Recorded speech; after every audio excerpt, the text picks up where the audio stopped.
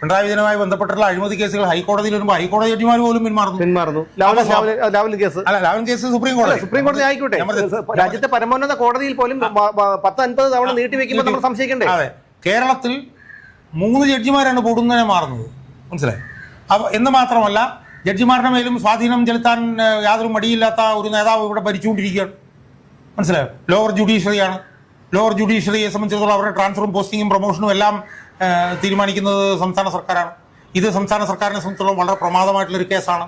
അപ്പോൾ അതുകൊണ്ട് തന്നെ അത്തരത്തിലുള്ള എന്തെങ്കിലും സംശയം ഉണ്ടായാലും തെറ്റിദ്ധരിക്കാൻ പറ്റില്ല. അവസാനമായി എനിക്കൊരു കാര്യം പറയാനുള്ളത്, ഈ വിഷയം സംസ്ഥാന സർക്കാരിനെയും പാർട്ടിയെയും അടുത്ത തെരഞ്ഞെടുപ്പിൽ ഏറ്റവും ദോഷകരമായിട്ടാണ് ബാധിക്കാൻ പോകുന്നത് എന്നാണ് എനിക്ക് ഈ നാട്ടിലുള്ള പ്രതികരണങ്ങളിൽ നിന്ന് മനസ്സിലാക്കാൻ കഴിയുന്നത്.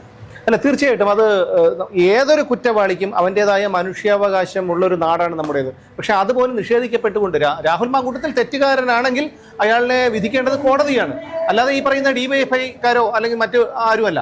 അവർ ഈ വളരെ നമ്മൾ ഒരിക്കലും കേരളത്തിൽ കണ്ടിട്ടില്ലാത്ത വിധം ഒരു എന്താണ് അത്രയ്ക്കും ഭീകരമായിട്ടുള്ള ഒരു സൈബർ ആക്രമണമാണ് അയാൾക്കെതിരെ നടന്നുകൊണ്ടിരിക്കുന്നത്. അപ്പം ഇങ്ങനെ ഒരു ആക്രമണം നടത്തുന്നവർ അയാൾക്കൊരു അമ്മയുണ്ട്, അല്ലെങ്കിൽ അയാളുടെ കാര്യം വിടാം, അല്ലെങ്കിൽ തന്നെ അയാളുടെ ഒരു അമ്മയുണ്ട്, അയാളുടെ കുടുംബാംഗങ്ങളുണ്ട്, ഇതൊന്നും അവർ ചിന്തിക്കുന്നില്ല.